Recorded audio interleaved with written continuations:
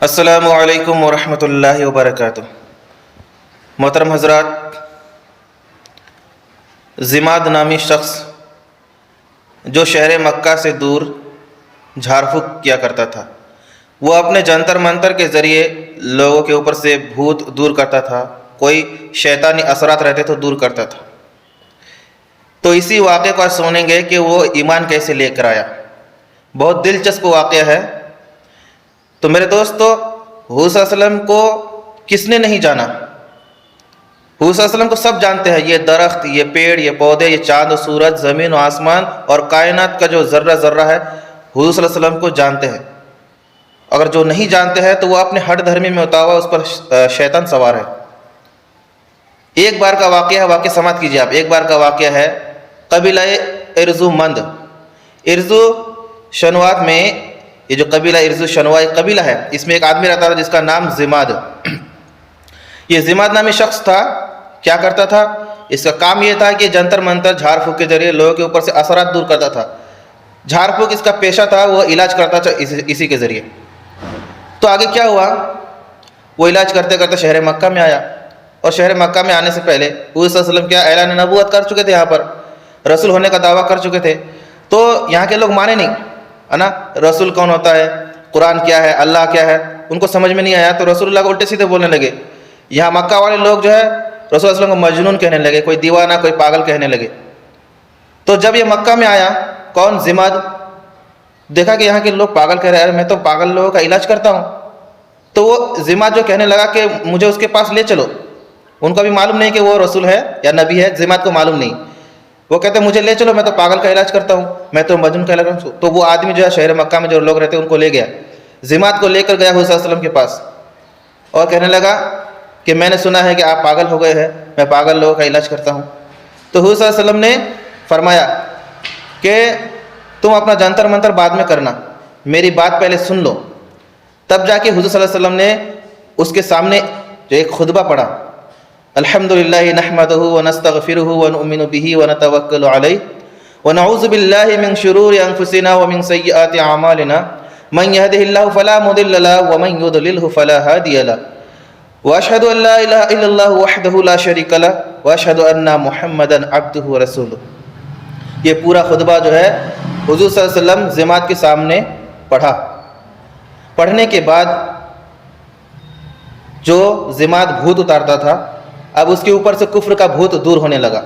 اس کے دل میں جو ہے کفر کے جو اندھیری ہے وہ دور ہونے لگا، ایمان کا نور اس کے دل میں جگمگانے لگا۔ میرے دوستو، ضماد کا دل جب نور سے بھر گیا، حضور صلی اللہ علیہ وسلم کو عرض کرنے لگا کہ یا رسول اللہ پھر سے سنائیے، پھر سے سنائیے۔ پھر حضور صلی اللہ علیہ وسلم وہی خطبہ دوبارہ دہراتے ہیں، تو اس کا دل جھوم اٹھا اور وہ سمجھ گیا کہ رسول کسے کہتے ہیں، وہ سمجھ گیا قرآن کیا ہوتا ہے۔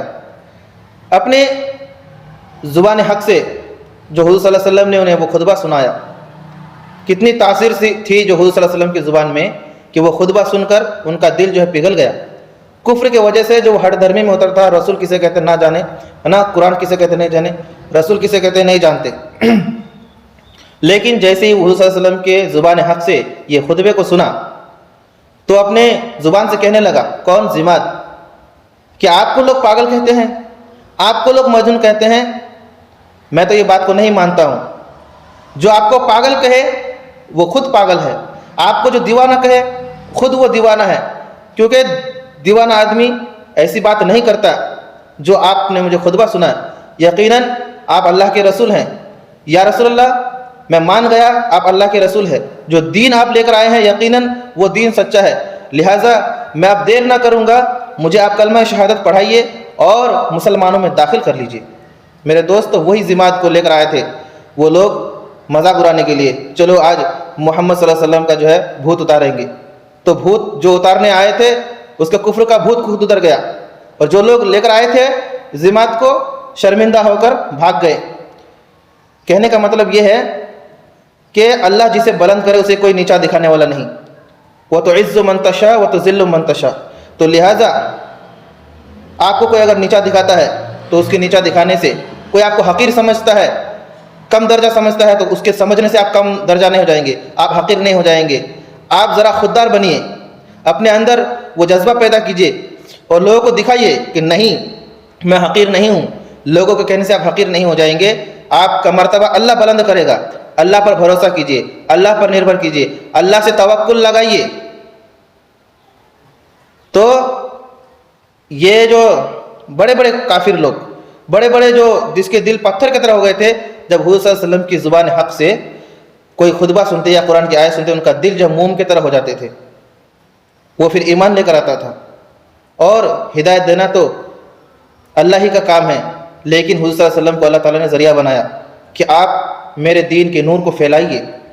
اور جس کے دل میں ایمان کا نور ہے، جس کے دل میں قرآن کا نور ہے، تو آج یہاں بھی چمکے گا، کل قیامت میں بھی چمکے گا۔ اس لیے میں آپ سے گزارش کرتا ہوں کہ ہمیں سیرت رسول اپنانا چاہیے، قرآن اور حدیث کے مطابق عمل کرنا چاہیے۔ ہم سبوں کو عمل خیر کی توفیق عطا فرمائے۔ میرے بولنے میں، آپ کے سننے میں کسی قسم کی غلطی ہو تو اللہ تعالیٰ معاف عطا فرمائے۔ استغفر اللہ ربی من کل ذنب و اتوب الیہ۔